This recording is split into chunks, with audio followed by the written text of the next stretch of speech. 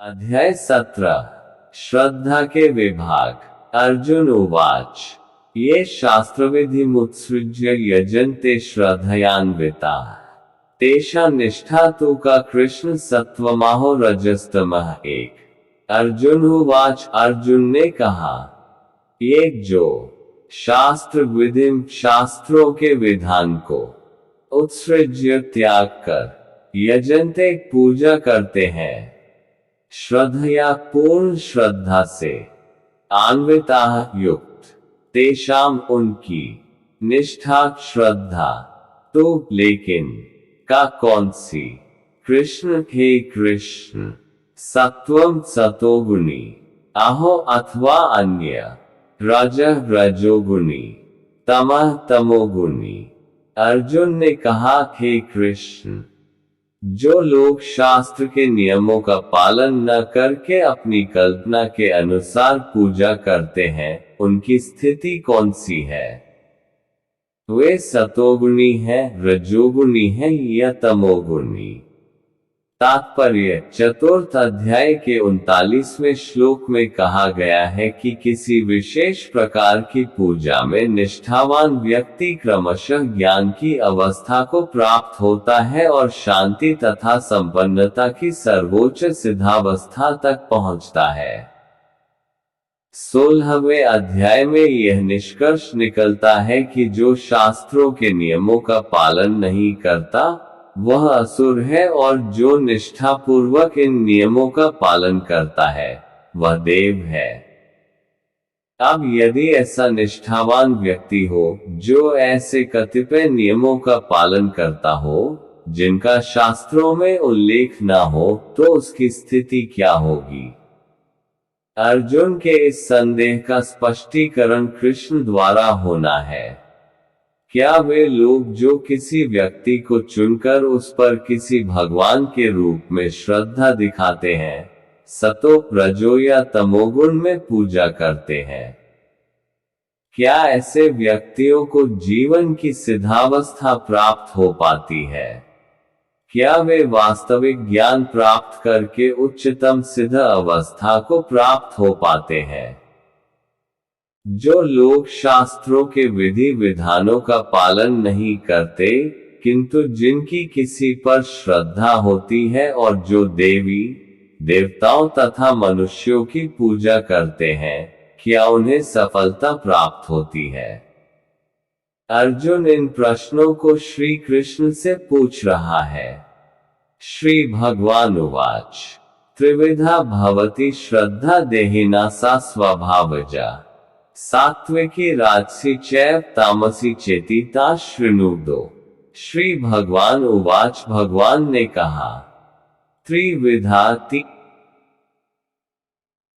अध्याय 17 श्रद्धा के विभाग।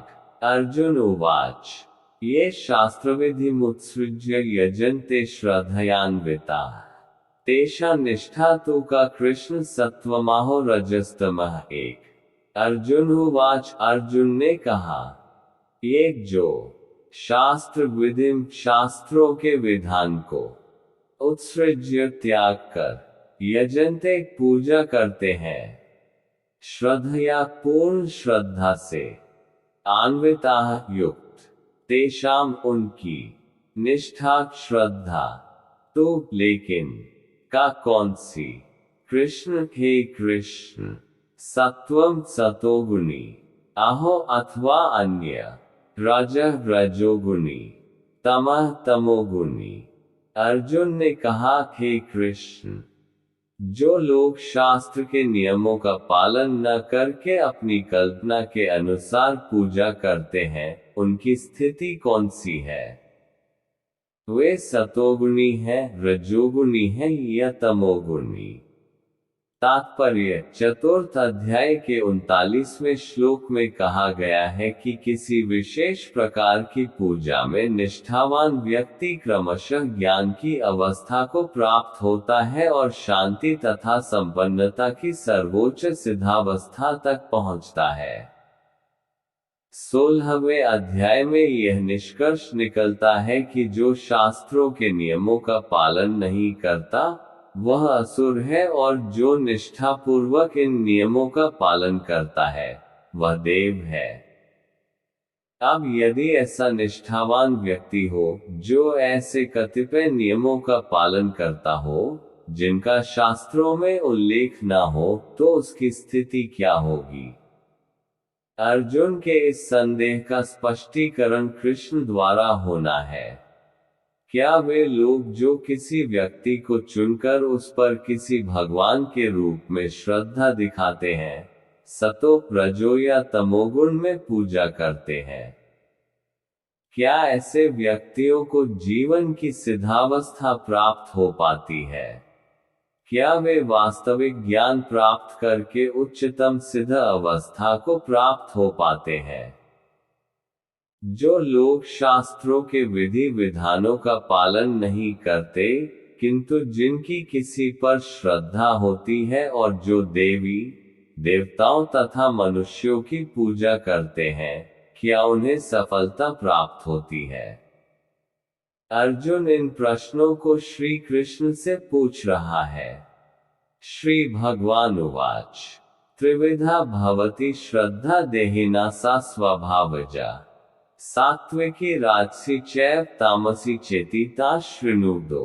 श्री भगवान उवाच भगवान ने कहा, त्रिविधा तीन प्रकार की, भवती होती है, श्रद्धा देहिनाम देहधारियों की, सा वह, स्वभावजा प्रकृति के गुण के अनुसार, सात्विकी सतोगुणी, राजसी रजोगुणी, च भी एव निश्चय ही, तामसी तमोगुणी, च तथा, इति इस प्रकार, ताम उसको, श्रृणु मुझसे सुनो।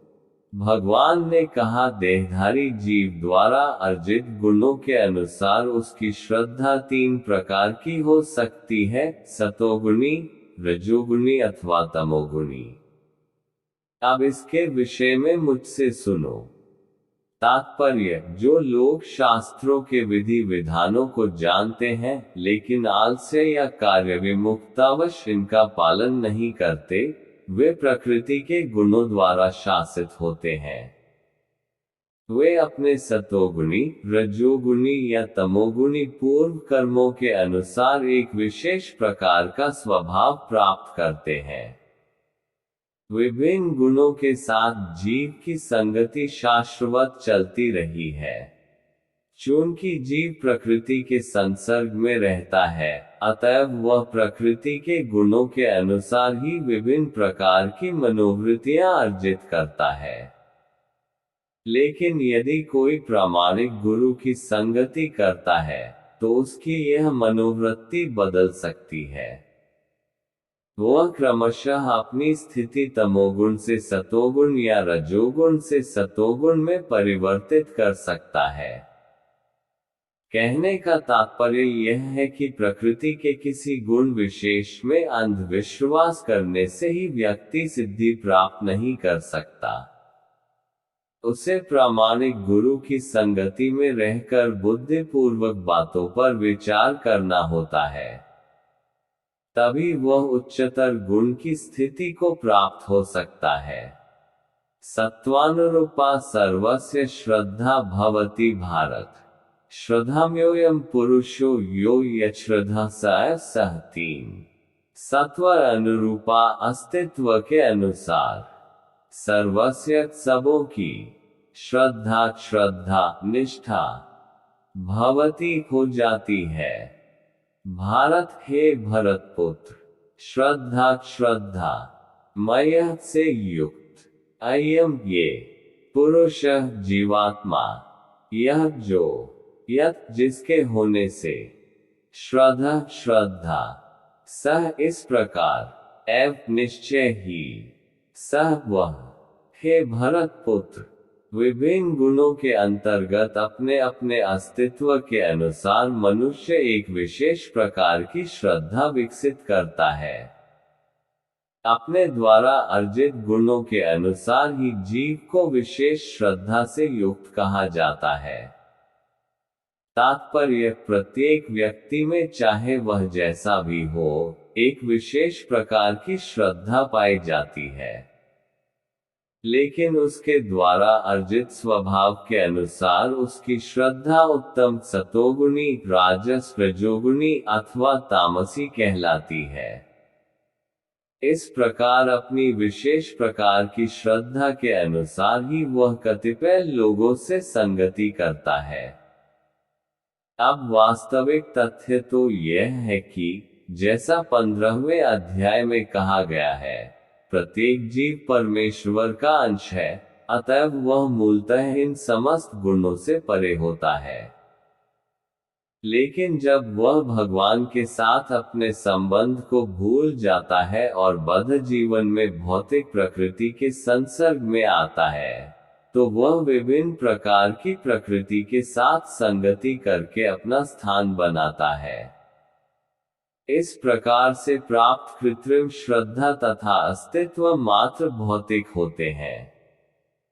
भले ही कोई किसी धारणा या देहात्म बोध द्वारा प्रेरित हो, लेकिन मूलतः वह निर्गुण या दिव्य होता है। अतएव भगवान के साथ अपना संबंध फिर से प्राप्त करने के लिए उसे भौतिक कल्मश से शुद्ध होना पड़ता है। यही एकमात्र मार्ग है निर्भय होकर कृष्ण भावनामृत में लौटने का। यदि कोई कृष्ण भावनामृत में स्थित हो तो उसका सिद्धि प्राप्त करने के लिए वह मार्ग प्रशस्त हो जाता है। यदि वह आत्म साक्षात्कार के इस पथ को ग्रहण नहीं करता, तो वह निश्चित रूप से प्रकृति के गुणों के साथ बह जाता है। इस श्लोक में श्रद्धा शब्द अत्यंत सार्थक है। श्रद्धा मूलतः सतोगुण से उत्पन्न होती है। मनुष्य की श्रद्धा किसी देवता, किसी कृत्रिम ईश्वर या मनोधर्म में हो सकती है, लेकिन प्रबल श्रद्धा सात्विक कार्यों से उत्पन्न होती है। किंतु भौतिक बद्ध जीवन में कोई भी कार्य पूर्णतया शुद्ध नहीं होता। वे सब मिश्रित होते हैं। वे शुद्ध सात्विक नहीं होते। शुद्ध सत्व दिव्य होता है। शुद्ध सत्व में रहकर मनुष्य भगवान के वास्तविक स्वभाव को समझ सकता है। जब तक श्रद्धा पूर्णतया सात्विक नहीं होती, तब तक वह प्रकृति के किसी भी गुण से दूषित हो सकती है। प्रकृति के दूषित गुण हृदय तक फैल जाते हैं, अतएव किसी विशेष गुण के संपर्क में रहकर हृदय जिस स्थिति में होता है, उसी के अनुसार श्रद्धा स्थापित होती है। ये समझना चाहिए कि यदि किसी का हृदय सतोगुण में स्थित है, तो उसकी श्रद्धा भी सतोगुणी है। यदि हृदय रजोगुण में स्थित है, तो उसकी श्रद्धा रजोगुणी है, और यदि हृदय तमोगुण में स्थित है, तो उसकी श्रद्धा तमोगुणी होती है। यह प्रकार हमें संसार में विभिन्न प्रकार की श्रद्धाएं मिलती हैं, और विभिन्न प्रकार की श्रद्धाओं के अनुसार विभिन्न प्रकार के धर्म होते हैं। धार्मिक श्रद्धा का असली सिद्धांत सतोगुण में स्थित होता है, लेकिन चूंकि हृदय कलुषित रहता है, अतएव विभिन्न प्रकार के धार्मिक सिद्धांत पाए जाते हैं। श्रद्धा की विभिन्नता के कारण ही पूजा भी भिन्न भिन्न प्रकार की होती है। यजन्ते सात्विका देवान्यक्षरक्षांसी राजसा प्रेतान्भूतगणाश्चान्य यजन्ते तामसा जनाः चार। यजन्ते पूछते हैं, सात्विका सतोगुण में स्थित लोग, देवान देवताओं को, यक्ष रक्षांसी असुरगण को, राजसा रजोगुण में स्थित लोग, प्रेतान मृतकों की आत्माओं को, भूत गणान भूतों को, च तथा अन्य यजन्ते पूछते हैं, तामसा तमोगुण में स्थित जनाः लोग, सतोगुणी व्यक्ति देवताओं को पूजते हैं, रजोगुणी यक्षों व राक्षसों की पूजा करते हैं और तमोगुणी व्यक्ति भूत प्रेतों को पूजते हैं। तात्पर्य: इस श्लोक में भगवान विभिन्न बाह्य कर्मों के अनुसार पूजा करने वालों के प्रकार बता रहे हैं। शास्त्रों के आदेशानुसार केवल भगवान ही पूजनीय है, लेकिन जो शास्त्रों के आदेशों से अभिज्ञ नहीं या उन पर श्रद्धा नहीं रखते, वे अपनी गुण स्थिति के अनुसार विभिन्न वस्तुओं की पूजा करते हैं। जो लोग सतोगुणी हैं, वे सामान्यतया देवताओं की पूजा करते हैं। इन देवताओं में ब्रह्मा, शिव तथा अन्य देवता तथा इंद्र, चंद्र तथा सूर्य सम्मिलित हैं। देवता कई हैं। सतोगुणी लोग किसी विशेष अभिप्राय से किसी विशेष देवता की पूजा करते हैं। इसी प्रकार जो रजोगुणी हैं, वे यक्ष राक्षसों की पूजा करते हैं। हमें स्मरण है कि द्वितीय विश्व युद्ध के समय कोलकाता का एक व्यक्ति हिटलर की पूजा करता था, क्योंकि भला हो उस युद्ध का उसने उसमें काले धंधे से प्रचुर धन संचित कर लिया था। इसी प्रकार जो रजोगुणी तथा तमोगुणी होते हैं, वे सामान्यतया किसी प्रबल मनुष्य को ईश्वर के रूप में चुन लेते हैं। वे सोचते हैं कि कोई भी व्यक्ति ईश्वर की तरह पूजा जा सकता है और फल एक सा होगा। यहाँ पर इसका स्पष्ट वर्णन है कि रजोगुणी लोग ऐसे देवताओं की सृष्टि करके उन्हें पूजते हैं, और जो तमोगुणी हैं, अंधकार में हैं, वे प्रेतों की पूजा करते हैं। कभी कभी लोग किसी मृत प्राणी की कब्र पर पूजा करते हैं। मैथुन सेवा भी तमोगुणी मानी जाती है। इसी प्रकार भारत के सुदूर ग्रामों में भूतों की पूजा करने वाले हैं।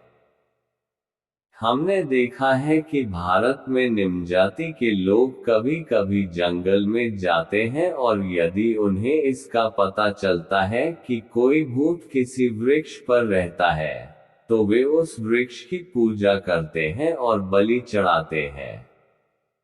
ये पूजा के विभिन्न प्रकार वास्तव में ईश्वर पूजा नहीं है। ईश्वर पूजा तो सात्विक पुरुषों के लिए है। श्रीमद् भागवत में 4:3-23 कहा गया है, सत्वम विशुद्धमो वसुदेव शब्दितम। जब व्यक्ति सतोगुणी होता है, तो वह वासुदेव की पूजा करता है। तात्पर्य यह है कि जो लोग गुणों से पूर्णतया शुद्ध हो चुके हैं और दिव्य पद को प्राप्त हैं, वे ही भगवान की पूजा कर सकते हैं। निर्विशेषवादी सतोगुण में स्थित माने जाते हैं और वे पंचदेवताओं की पूजा करते हैं। वे भौतिक जगत में निराकार विष्णु को पूजते हैं, जो सिद्धांतीकृत विष्णु कहलाता है। विष्णु भगवान के विस्तार हैं, लेकिन निर्विशेषवादी अंततः भगवान में विश्वास न करने के कारण सोचते हैं कि विष्णु का स्वरूप निराकार ब्रह्म का दूसरा पक्ष है। इसी प्रकार वे यह मानते हैं कि ब्रह्मा जी रजोगुण के निराकार रूप है। अतः वे कभी कभी 5 देवताओं का वर्णन करते हैं, जो पूज्य हैं। लेकिन चूंकि वे लोग निराकार ब्रह्म को ही वास्तविक सत्य मानते हैं, इसलिए वे अंततः समस्त पूज्य वस्तुओं को त्याग देते हैं। निष्कर्ष ये निकलता है कि प्रकृति के विभिन्न गुणों को दिव्य प्रकृति वाले व्यक्तियों की संगति से शुद्ध किया जा सकता है। अशास्त्र विहित घोर तप्यन्ते ये तपोजना दम्भाहंकार से युक्ता कामरागबलान्विता 5 कर्षयन्तः शरीरस्थ भूतग्राम मचेत्स मां चैवान्तः शरीरस्थान्विद्धया सुरनिश्चयान् 6 अशास्त्र जो शास्त्रों में नहीं है, विहितम निर्देशित घोरम अन्यों के लिए हानिप्रद। तप्यन्ते तप करते हैं। ये जो लोग तपः तपस्या जनाः लोग दम्भ घमंड अहंकार तथा अहंकार से संयुक्ता प्रवृत्त काम काम राग तथा आसक्ति का बलपूर्वक आन्विता प्रेरित कर्षयन्तः काष्ठ देते हुए शरीर स्तंभ शरीर के भीतर स्थित भूतग्रामम भौतिक तत्वों का संयोग अचेत से भ्रमित मनोवृत्ति वाले माम मुझको च भी एव निश्चय ही अंतः भीतर शरीर स्तंभ शरीर में स्थित तान उनको विद्धि जानो आसुर निश्चयान आसुर जो लोग दम्भ तथा अहंकार से अभिभूत होकर शास्त्र विरुद्ध कठोर तपस्या और व्रत करते हैं, जो काम तथा आसक्ति द्वारा प्रेरित होते हैं, जो मूर्ख हैं तथा शरीर के भौतिक तत्वों को तथा शरीर के भीतर स्थित परमात्मा को कष्ट पहुंचाते हैं, वे असुर कहे जाते हैं। तात्पर्य कुछ पुरुष ऐसे हैं जो ऐसी तपस्या की विधियों का निर्माण कर लेते हैं जिनका वर्णन शास्त्रों में नहीं है। उदाहरणार्थ किसी स्वार्थ के प्रयोजन से यथा राजनीतिक कारणों से उपवास करना शास्त्रों में वर्णित नहीं है। शास्त्रों में तो आध्यात्मिक उन्नति के लिए उपवास करने की संस्तुति है, किसी राजनीतिक या सामाजिक उद्देश्य के लिए नहीं। भगवद गीता के अनुसार जो लोग ऐसी तपस्याएं करते हैं वे निश्चित रूप से आसुरी हैं। उनके कार्य शास्त्र विरुद्ध हैं और सामान्य जनता के हित में नहीं है। वास्तव में वे लोग गर्व, अहंकार, काम तथा भौतिक भोग के प्रति आसक्ति के कारण ऐसा करते हैं।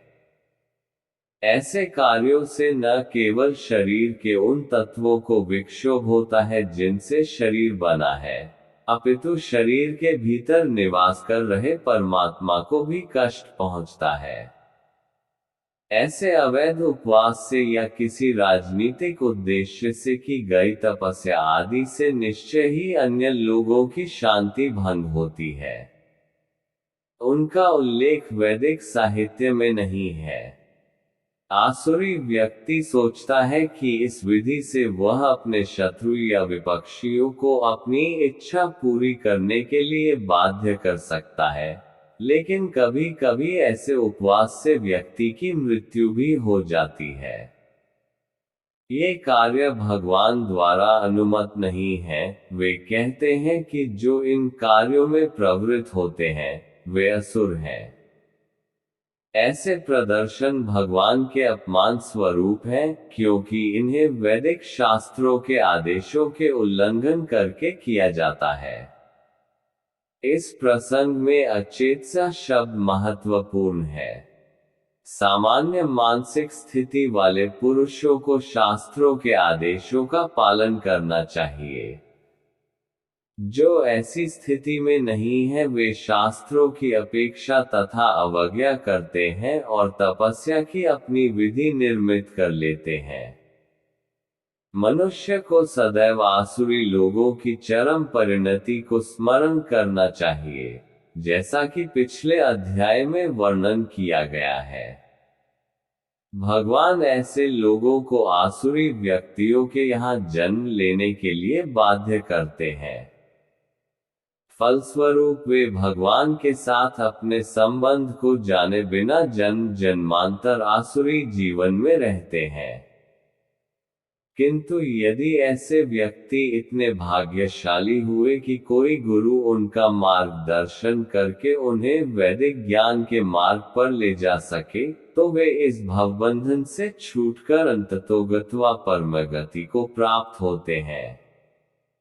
आहारस्त्वपि सर्वस्य त्रिविधो भवति प्रियः यज्ञस्तपस्तथा दान तेषां भेदमिमं शृणु सात् आहारः भोजन तो निश्चय ही अपि भी सर्वस्य हर एक का, त्रिविध तीन प्रकार का, भवति होता है, प्रिय प्यारा, यज्ञ यज्ञ, तपः तपस्या, तथा और, दानम दान, तेषाम उनका, भेदम अंतर, इमम ये, शृणु सुनो, यहाँ तक कि प्रत्येक व्यक्ति जो भोजन पसंद करता है वह भी प्रकृति के अनुसार तीन प्रकार का होता है।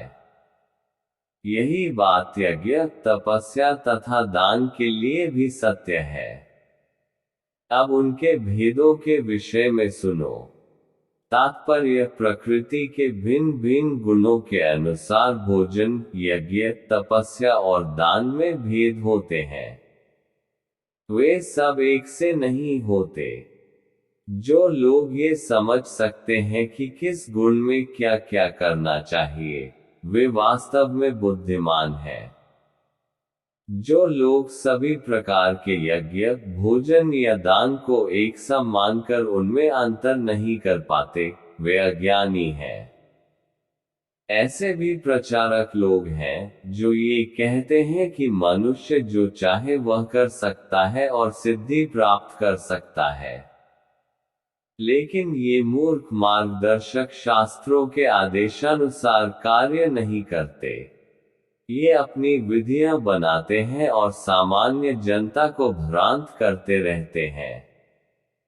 आयु, सत्वबलारोग्य, सुखप्रीति विवर्धना, रस्या स्निग्धा स्थिरा हृदया आहारा, सात्विक प्रिया। 8 आयु, जीवन काल, सत्व अस्तित्व, बल बल, आरोग्य स्वास्थ्य, सुख सुख, प्रीति तथा संतोष, विवर्धना बढ़ाते हुए, रस्या रस से युक्त, स्निग्धा चिकना, स्थिरा सहिष्णु, हृदया हृदय को भाने वाले, आहारा भोजन, सात्विक सतोगुणी, प्रिया अच्छे लगने वाले। जो भोजन सात्विक व्यक्तियों को प्रिय होता है वह आयु बढ़ाने वाला, जीवन को शुद्ध करने वाला तथा बल, स्वास्थ्य, सुख तथा तृप्ति प्रदान करने वाला होता है। ऐसा भोजन रसमय, स्निग्ध, स्वास्थ्यप्रद तथा हृदय को भाने वाला होता है। कट्वमलवनात्युष्ण तीक्ष्ण रुक्षविदाहीन, आहारा राजस्येष्टा दुःखशोकाम्य प्रदाह। 9 कटु कड़ुवे तीते, अमल खट्टे, लवण नमकीन, अति उष्ण अत्यंत गर्म, तीक्ष्ण चटपटे, रुक्ष शुष्क, विदाहीनः जलाने वाले, आहाराः भोजन, राजस्य रजो गुणी के, इष्टाः रुचिकर, दुख दुख, शोक शोक, आमे रोग, प्रदाह उत्पन्न करने वाले, अत्यधिक तिक्त, खट्टे, नमकीन, गरम, चटपटे, शुष्क तथा जलन उत्पन्न करने वाले भोजन रजोगुणी व्यक्तियों को प्रिय होते हैं। ऐसे भोजन दुख, शोक तथा रोग उत्पन्न करने वाले हैं।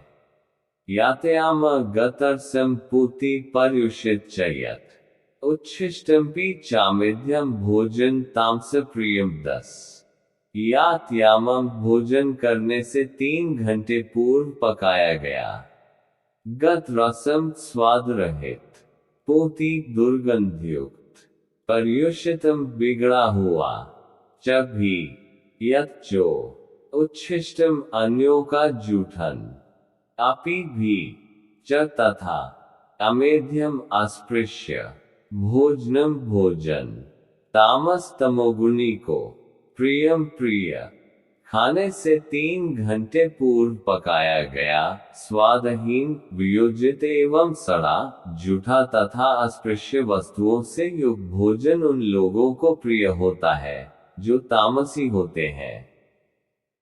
तात्पर्य, आहार भोजन का उद्देश्य आयु को बढ़ाना, मस्तिष्क को शुद्ध करना तथा शरीर को शक्ति पहुंचाना है। इसका यही एकमात्र उद्देश्य है। प्राचीन काल में विद्वान पुरुष ऐसा भोजन चुनते थे जो स्वास्थ्य तथा आयु को बढ़ाने वाला हो, यथा दूध के व्यंजन, चीनी, चावल, गेहूं, फल तथा तरकारियां।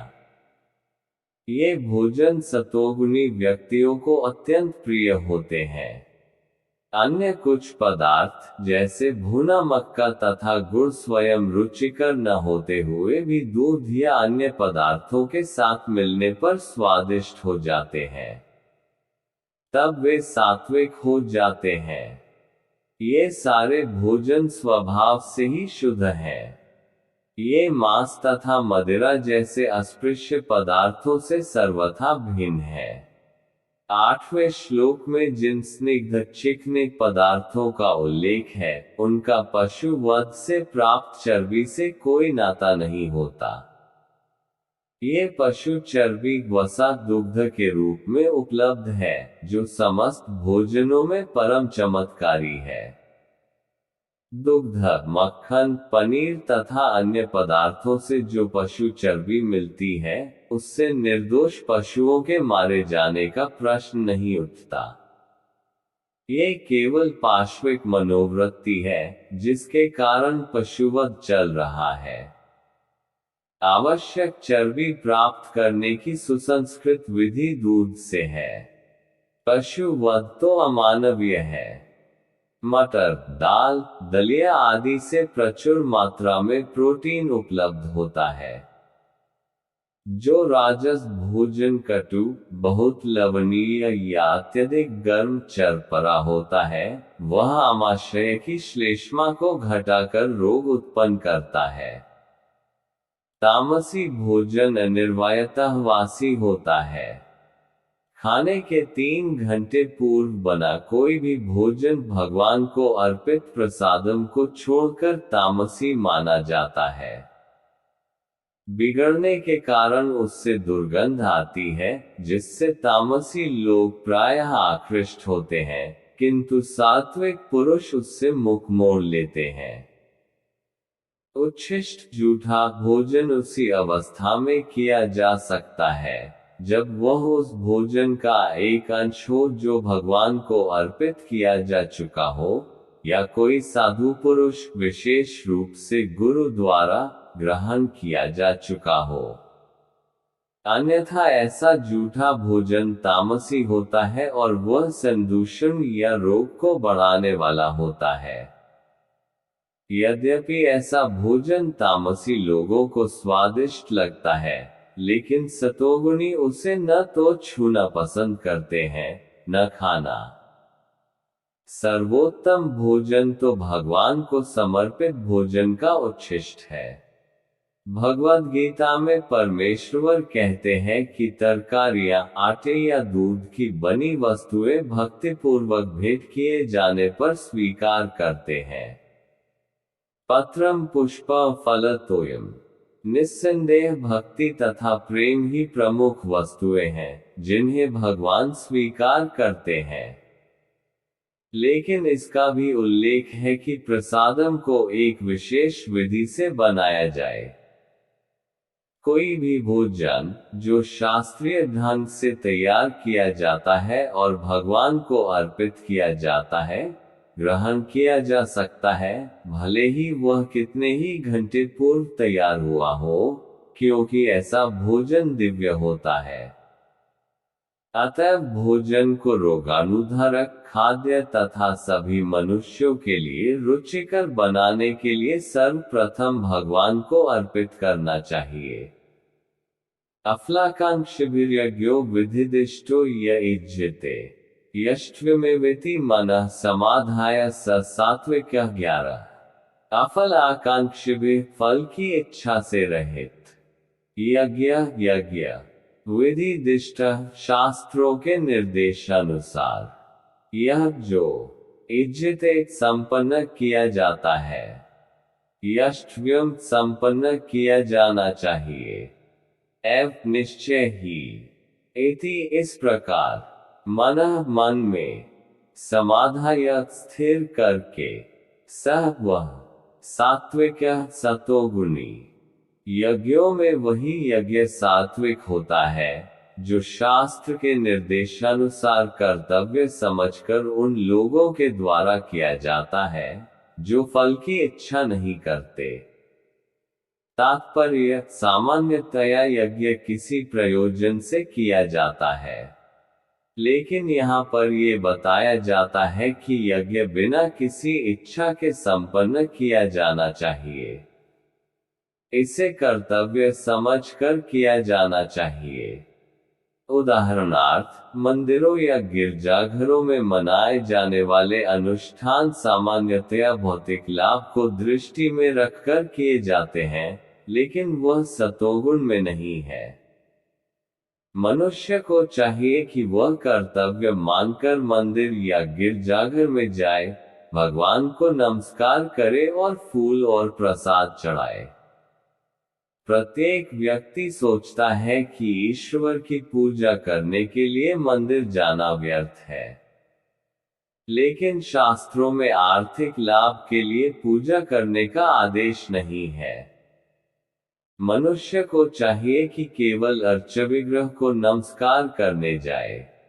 इससे मनुष्य सतोगुण को प्राप्त होगा। प्रत्येक सभ्य नागरिक का कर्तव्य है कि वह शास्त्रों के आदेशों का पालन करे और भगवान को नमस्कार करे। अभिषिन्धाय तु फलदम्भार्थमपि चैव्यत् इज्जते भरतश्रेष्ठ तम यज्ञ विद्धि राजसं 12। अभिषिन्धाय इच्छा करके, तो लेकिन, फलम फल को, दम्भ घमंड, अर्थम के लिए, अपि भी, च तथा, एव निश्चय ही, यत जो, इज्जते किया जाता है। भरत श्रेष्ठ, हे भरतवंशियों में प्रमुख, तम उस यज्ञम यज्ञ को, विद्धि जानो, राजसम रजोगुणी, लेकिन हे भरतश्रेष्ठ, जो यज्ञ किसी भौतिक लाभ के लिए गर्ववश किया जाता है, उसे तुम राजसी जानो। तात्पर्य, कभी कभी स्वर्गलोक पहुंचने या किसी भौतिक लाभ के लिए यज्ञ तथा अनुष्ठान किए जाते हैं। ऐसे यज्ञ या अनुष्ठान राजसी माने जाते हैं। विधिहीनम सृष्टान्नम मंत्रहीनम दक्षिणम श्रद्धाविरहित यज्ञ तामसम परिचक्षते 13। विधिहीनम शास्त्रीय निर्देश के बिना, अश्रेष्ठ अन्नम प्रसाद वितरण किए बिना, मंत्रहीनम वैदिक मंत्रों का उच्चारण किए बिना, अदक्षिणम पुरोहितों को दक्षिणा दिए बिना, मंत्रहीनम वैदिक मंत्रों का उच्चारण किए बिना, उदक्षिणम पुरोहितों को दक्षिणा दिए बिना, श्रद्धा विरहितम विहीन, यज्ञम यज्ञ को, तामसम तामसी, परिचक्षते माना जाता है। जो यज्ञ शास्त्र के निर्देशों की अवहेलना करके, प्रसाद वितरण किए बिना, वैदिक मंत्रों का उच्चारण किए बिना, पुरोहितों को दक्षिणा दिए बिना तथा श्रद्धा के बिना संपन्न किया जाता है, वह तामसी माना जाता है। तात्पर्य, तमोगुण में श्रद्धा वास्तव में अश्रद्धा है। कभी कभी लोग किसी देवता की पूजा धन अर्जित करने के लिए करते हैं और फिर वे इस धन को शास्त्र के निर्देशों की अवहेलना करके मनोरंजन में व्यय करते हैं। ऐसे धार्मिक अनुष्ठानों को सात्विक नहीं माना जाता, ये तामसी होते हैं। इनसे तामसी प्रवृत्ति उत्पन्न होती है और मानव समाज को कोई लाभ नहीं पहुंचता। देवद्विज गुरु प्रज्ञ पूजन शौचमाज्यवम ब्रह्मचर्य महिंसा च शारीर तप उच्चते 14। देव परमेश्वर, द्विज ब्राह्मण, गुरु प्राज्ञ तथा पूज्य व्यक्तियों की पूजनम पूजा, शौचम पवित्रता, आर्जवम सरलता, ब्रह्मचर्यम ब्रह्मचर्य, अहिंसा च भी, शारीरम शरीर संबंधी, तपः तपस्या, उच्चते कहा जाता है। परमेश्वर ब्राह्मणों, गुरु, माता पिता जैसे गुरुजनों की पूजा करना तथा पवित्रता, सरलता, ब्रह्मचर्य और अहिंसा ही शारीरिक तपस्या है। तात्पर्य: यहाँ पर भगवान तपस्या के भेद बताते हैं। सर्वप्रथम वे शारीरिक तपस्या का वर्णन करते हैं। मनुष्य को चाहिए कि वह ईश्वर या देवों, योग्य ब्राह्मणों, गुरु तथा माता पिता जैसे गुरुजनों या वैदिक ज्ञान में पारंगत व्यक्ति को प्रणाम करे या प्रणाम करना सीखे। इन सब का समुचित आदर करना चाहिए। उसे चाहिए कि आंतरिक तथा बाह्य रूप में अपने को शुद्ध करने का अभ्यास करे और आचरण में सरल बनना सीखे। वह कोई ऐसा कार्य न करे जो शास्त्र सम्मत न हो। वह वैवाहिक जीवन के अतिरिक्त मैथुन में रत न हो, क्योंकि शास्त्रों में केवल विवाह में ही मैथुन की अनुमति है, अन्यथा नहीं। ये ब्रह्मचर्य कहलाता है। ये सब शारीरिक तपस्याएं हैं। अनुद्वेग कर वाक्यम सत्यम प्रियहित च यत् स्वाध्यायाभ्यास चैव वान्मयम तप उच्यते 15। अनुद्वेग करम क्षुब्ध न करने वाले, वाक्यम शब्द, सत्यम सच्चे, प्रिय प्रिय, हितम लाभप्रद, च भी, यत् जो, स्वाध्याय वैदिक अध्ययन का, अभ्यसनम अभ्यास, च भी, एव निश्चय ही, वाक्मयम वाणी की, तपः तपस्या, उच्यते कही जाती है। सच्चे, भाने वाले, हितकर तथा अन्यों को क्षुब्ध न करने वाले वाक्य बोलना और वैदिक साहित्य का नियमित पारायण करना, यही वाणी की तपस्या है। तात्पर्य: मनुष्य को ऐसा नहीं बोलना चाहिए कि दूसरों के मन क्षुब्ध हो जाए। निस्संदेह जब शिक्षक बोले तो वह अपने विद्यार्थियों को उपदेश देने के लिए सत्य बोल सकता है, लेकिन उसी शिक्षक को चाहिए कि यदि वह उनसे बोले जो उसके विद्यार्थी नहीं है, तो उसके मन को क्षुब्ध करने वाला सत्य न बोले। यही वाणी की तपस्या है। इसके अतिरिक्त प्रलाप, व्यर्थ की वार्ता नहीं करना चाहिए। आध्यात्मिक क्षेत्रों में बोलने की विधि यह है कि जो भी कहा जाए वह शास्त्र सम्मत हो। उसे तुरंत ही अपने कथन की पुष्टि के लिए शास्त्रों का प्रमाण देना चाहिए। इसके साथ साथ वह बात सुनने में अति प्रिय लगनी चाहिए। ऐसी विवेचना से मनुष्य की सर्वोच्च लाभ और मानव समाज का उत्थान हो सकता है। वैदिक साहित्य का विपुल भंडार है और इसका अध्ययन किया जाना चाहिए। यही वाणी की तपस्या कही जाती है। मनः प्रसादः सौम्यत्वं मौनमात्म विनिग्रह भावसंशुद्धिरिति तपो मानसमुच्यते 16। मनः प्रसादः मन की तुष्टि, सौम्यत्वम अन्यों के प्रति कपट भाव से रहित, मौनम गंभीरता, आत्मा अपना, विनिग्रह नियंत्रण संयम, भाव स्वभाव का, संशुद्धि शुद्धिकरण, इति इस प्रकार, एतत् ये, तपः तपस्या, मानसम मन की, उच्यते कही जाती है, तथा संतोष, सरलता, गंभीरता, आत्म संयम एवं जीवन की शुद्धि ये मन की तपस्याएं हैं। तात्पर्य: मन को संयमित बनाने का अर्थ है उसे इंद्रिय तृप्ति से विलग करना। उसे इस तरह प्रशिक्षित किया जाना चाहिए जिससे वह सदैव परोपकार के विषय में सोचे। मन के लिए सर्वोत्तम प्रशिक्षण विचारों की श्रेष्ठता है। मनुष्य को कृष्ण भावनामृत से विचलित नहीं होना चाहिए और इंद्रिय भोग से सदैव बचना चाहिए। अपने स्वभाव को शुद्ध बनाना कृष्ण भावना भावित होना है। इंद्रिय भोग के विचारों से मन को अलग रख करके ही मन की तुष्टि प्राप्त की जा सकती है। हम इंद्रिय भोग के बारे में जितना सोचते हैं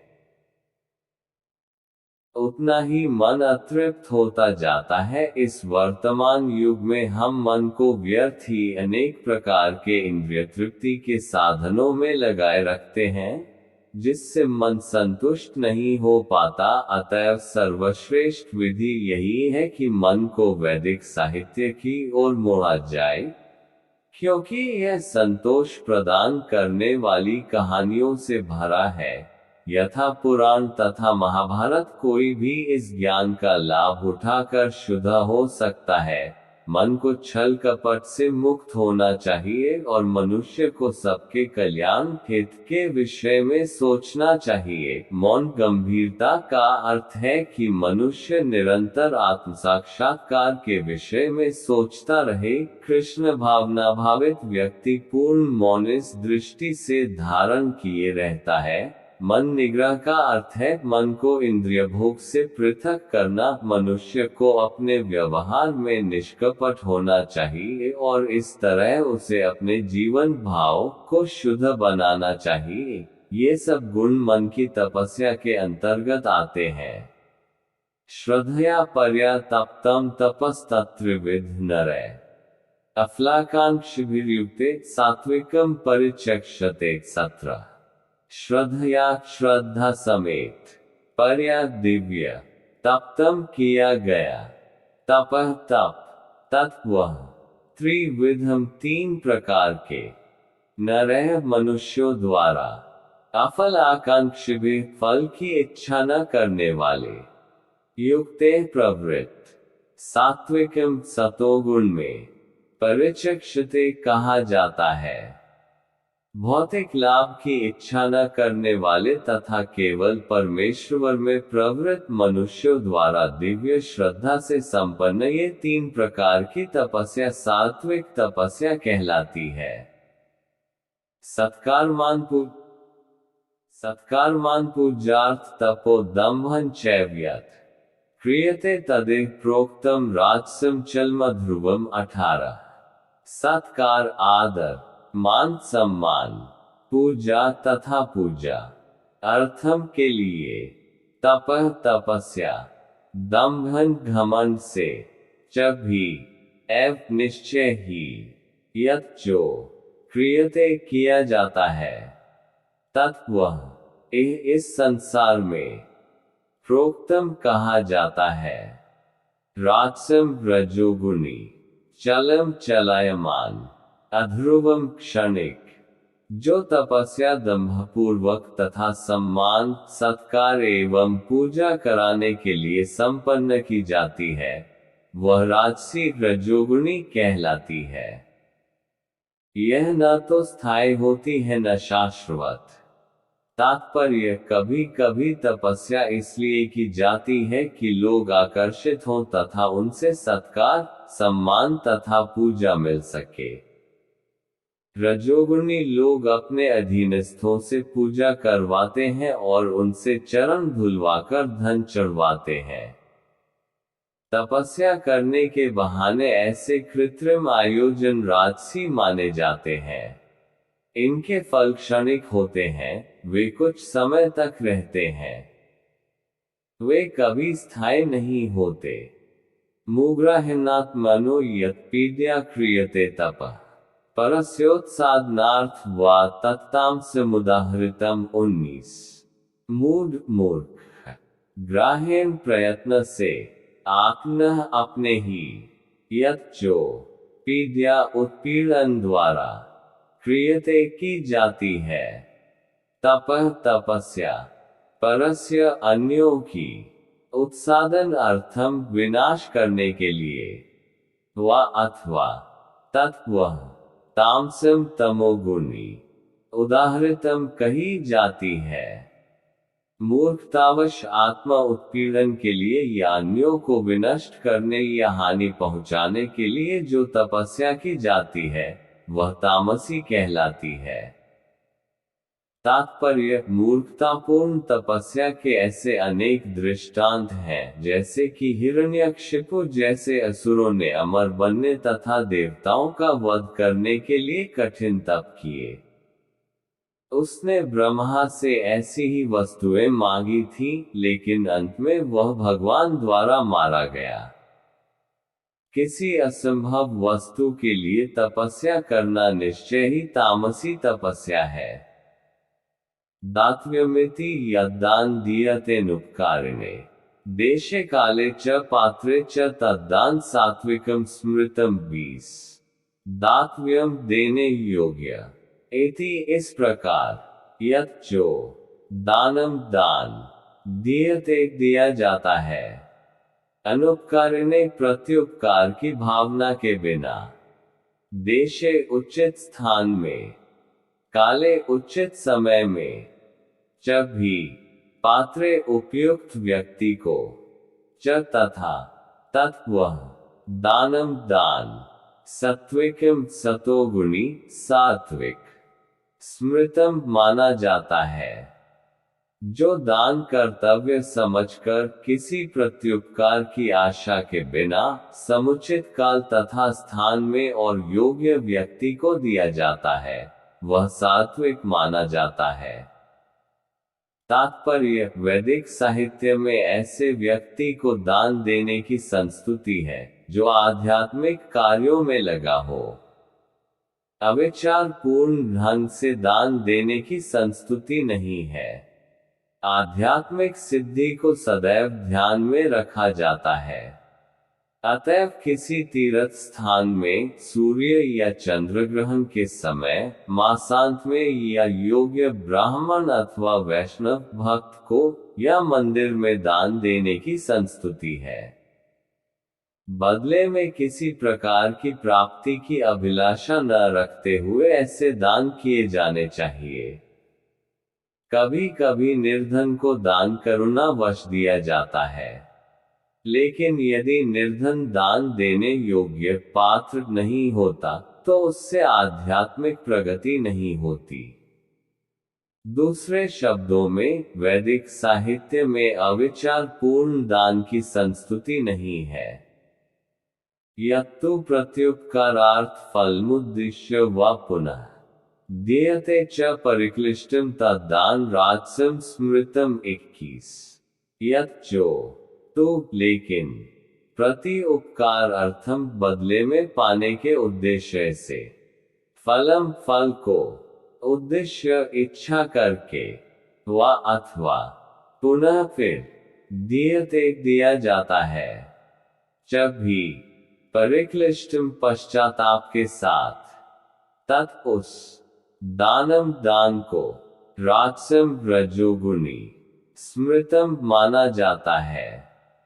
किंतु जो दान प्रत्युपकार की भावना से या कर्म फल की इच्छा से या अनिच्छा पूर्वक किया जाता है, वह रजोगुणी राजस कहलाता है। तात्पर्य, दान कभी स्वर्ग जाने के लिए दिया जाता है, तो कभी अत्यंत कष्ट से तथा कभी इस पश्चाताप के साथ कि मैंने इतना व्यय इस तरह क्यों किया।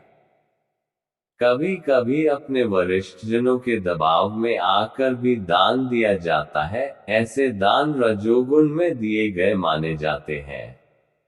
ऐसे अनेक दातव्य न्यास हैं जो उन संस्थाओं को दान देते हैं जहां इंद्रिय भोग का बाजार गर्म रहता है। वैदिक शास्त्र ऐसे दान की संस्तुति नहीं करते, केवल सात्विक दान की संस्तुति की गई है। आदेश काले यद्दानम पात्रेभ्यः शर्च दीयते असत्कृतम विज्ञात तत्तामसमुदाहृतम 22।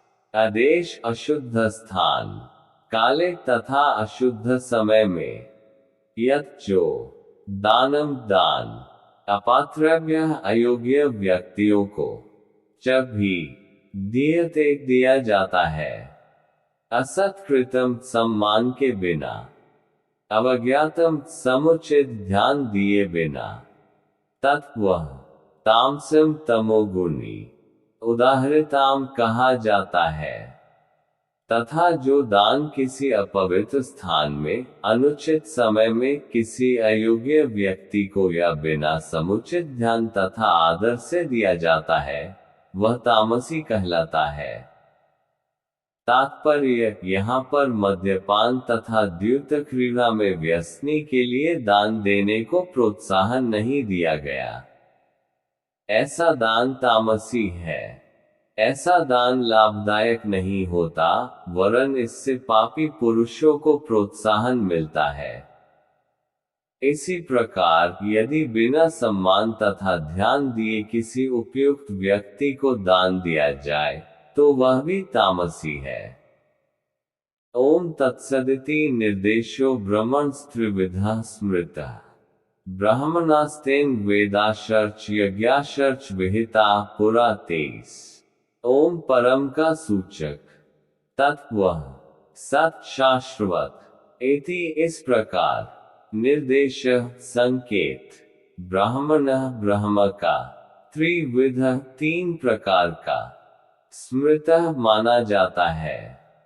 ब्राह्मणा ब्राह्मण लोग, तेन उससे, वेदा वैदिक साहित्य, च भी यज्ञा यज्ञ, च भी विहिता प्रयुक्त, पुरा आदिकाल में, सृष्टि के आदिकाल से तत्सत ये 3 शब्द परब्रह्म को सूचित करने के लिए प्रयुक्त किए जाते रहे हैं।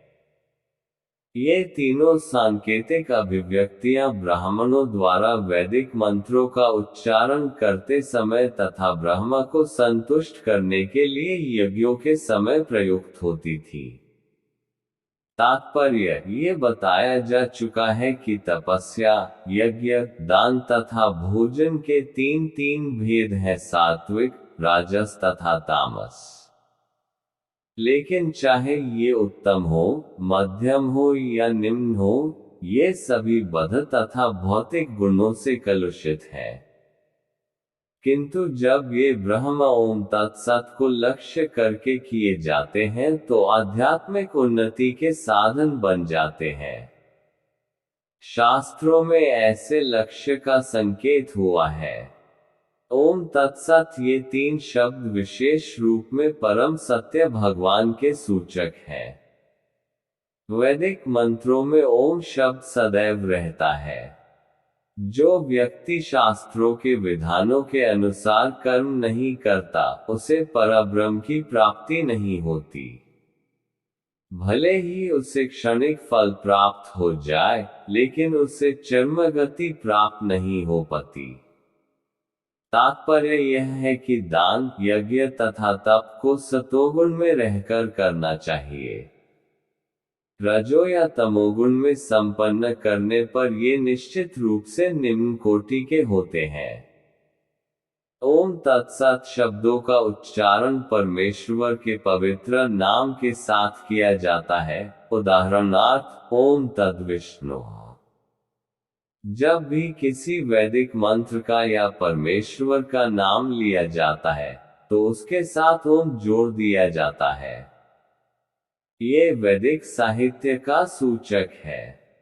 ये 3 शब्द वैदिक मंत्रों से लिए जाते हैं। ओम इत्येतद् ब्रह्मणो निर्दिष्ट नाम ऋग्वेद प्रथम लक्ष्य का सूचक है।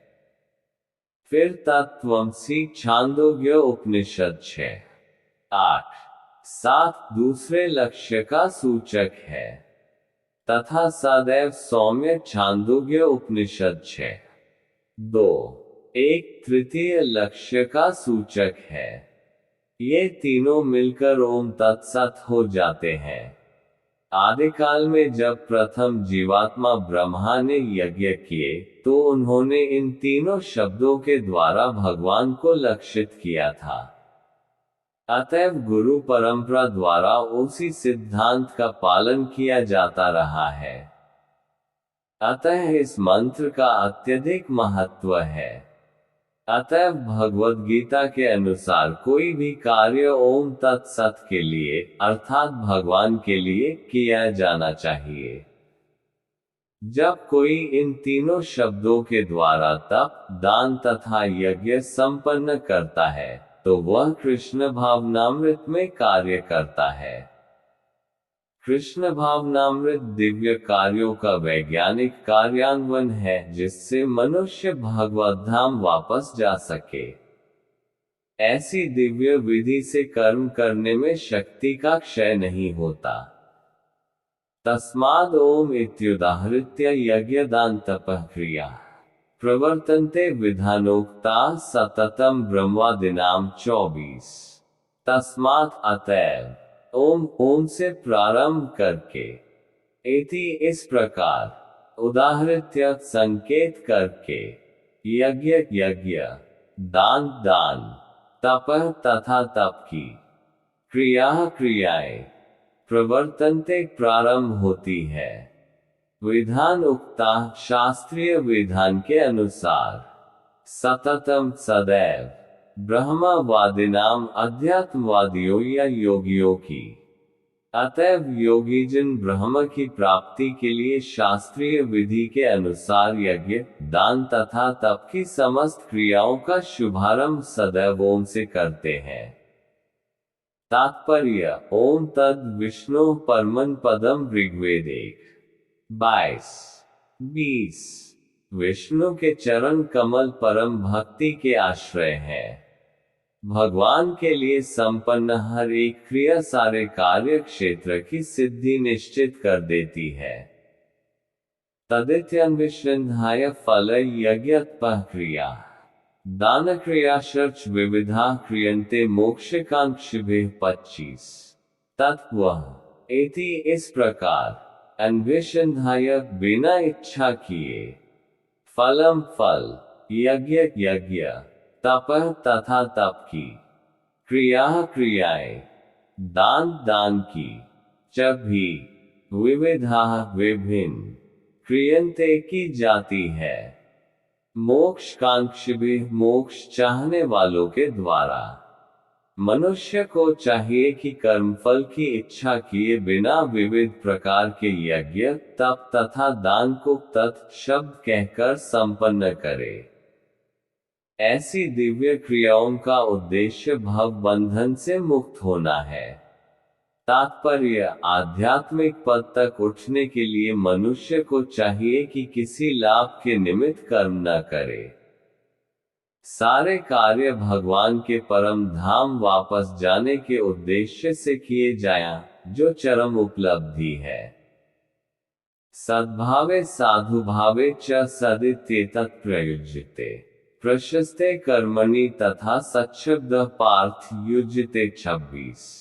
यज्ञे तपसि दाने च स्थिते सदिति चोच्यते कर्म चैव तदर्थीयम सादित्यवाभिधीयते 27।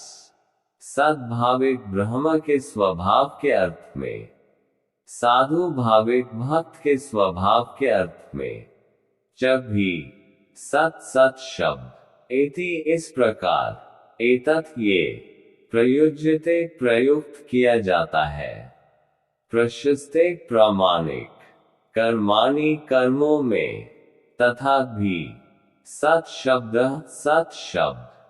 पार्थ हे पृथापुत्र, युज्यते प्रयुक्त किया जाता है, यज्ञे यज्ञ में, तपसी तपस्या में, दाने दान में, च भी, स्थिते स्थिति, सत ब्रह्म, इति इस प्रकार, च तथा, उच्यते उच्चारण किया जाता है, कर्म कार्य, च भी, एव निश्चय ही, तत् उस, अर्थीयम के लिए, सत ब्रह्म, इति इस प्रकार, एव निश्चय ही, अभिधीयते कहा जाता है। परम सत्य भक्तिमय यज्ञ का लक्ष्य है और उसे सत शब्द से अभिहित किया जाता है। हे पृथापुत्र, ऐसे यज्ञ का संपन्नकर्ता भी सत कहलाता है, जिस प्रकार यज्ञ, तप तथा दान के सारे कर्म भी जो परम पुरुष को प्रसन्न करने के लिए संपन्न किए जाते हैं, सत है। तात्पर्य: प्रशस्ते कर्माणि अर्थात नियत कर्तव्य सूचित करते हैं कि वैदिक साहित्य में ऐसी कई क्रियाएं निर्धारित हैं, जो गर्भाधान से लेकर मृत्यु तक संस्कार के रूप में हैं। ऐसे संस्कार जीव की चरम मुक्ति के लिए होते हैं। ऐसी सारी क्रियाओं के समय ओम तत्सत उच्चारण करने की संस्तुति की जाती है। सद्भाव तथा साधुभाव आध्यात्मिक स्थिति के सूचक हैं। कृष्ण भावनामृत में कर्म करना सत है, और जो व्यक्ति कृष्ण भावनामृत के कार्यों के प्रति सचेष्ट रहता है, वह साधु कहलाता है। श्रीमद् भागवत में 3:28 कहा गया है कि भक्तों की संगति से आध्यात्मिक विषय स्पष्ट हो जाता है। इसके लिए सता प्रसंगात शब्द व्यवहृत हुए हैं। बिना सत्संग के दिव्य ज्ञान उपलब्ध नहीं हो पाता। किसी को दीक्षित करते समय या यज्ञोपवीत कराते समय ओम तत्सत शब्दों का उच्चारण किया जाता है। इसी प्रकार सभी प्रकार के यज्ञ करते समय ओम तत्सत या ब्रह्म ही चरम लक्ष्य होता है। तदर्थीयम शब्द ब्रह्म का प्रतिनिधित्व करने वाले किसी भी कार्य में सेवा करने का सूचक है, जिसमें भगवान के मंदिर में भोजन पकाना तथा सहायता करने जैसी सेवाएं या भगवान के यश का प्रसार करने वाला अन्य कोई भी कार्य सम्मिलित है। इस तरह ओम तत्सत शब्द समस्त कार्यों को पूरा करने के लिए कई प्रकार से प्रयुक्त किया जाता है। अश्रद्धया दत्तम तपस्तप्तम कृत च यत् असदित्युच्यते पार्थ न च तत्प्राप्यनो इह 28। अश्रद्धया श्रद्धा रहित हुतम यज्ञ में आहुति किया गया, दत्तम प्रदत्त, तपः तपस्या, तप्तम संपन्न, कृतम किया गया, च भी, यत् जो, असत झूठा, इति इस प्रकार उच्यते कहा जाता है।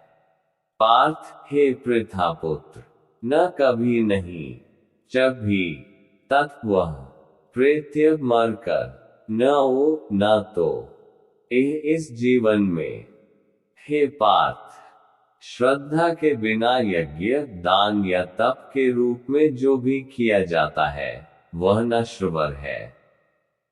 वह असत कहलाता है और इस जन्म तथा अगले जन्म दोनों में ही व्यर्थ जाता है।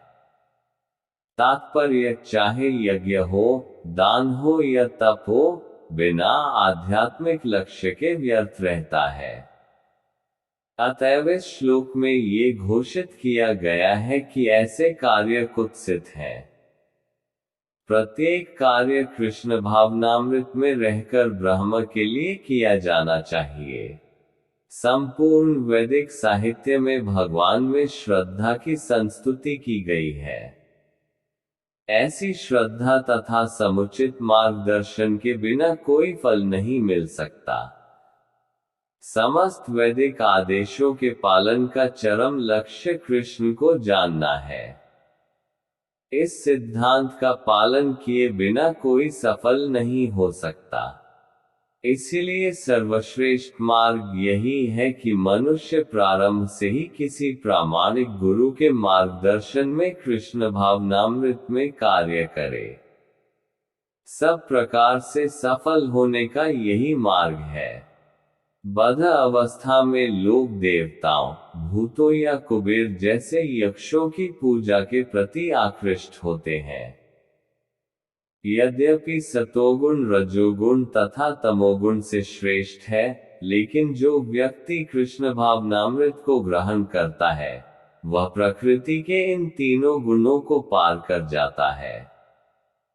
यद्यपि क्रमिक उन्नति की विधि है, किंतु शुद्ध भक्तों की संगति से यदि कोई कृष्ण भावनामृत ग्रहण करता है, तो सर्वश्रेष्ठ मार्ग है। इस अध्याय में इसी की संस्तुति की गई है। इस प्रकार से सफलता पाने के लिए उपयुक्त गुरु प्राप्त करके उसके निर्देशन में प्रशिक्षण प्राप्त करना चाहिए। तभी ब्रह्म में श्रद्धा हो सकती है। जब कालक्रम से यह श्रद्धा परिपक्व होती है, तो इसे ईश्वर प्रेम कहते हैं। यही प्रेम समस्त जीवों का चरम लक्ष्य है। अतएव मनुष्य को चाहिए कि सीधे कृष्ण भावनामृत ग्रहण करे। इस 17वें अध्याय का यही संदेश है। इस प्रकार श्रीमद् भगवद गीता के 17वें अध्याय श्रद्धा के विभाग का भक्ति वेदांत तात्पर्य पूर्ण हुआ।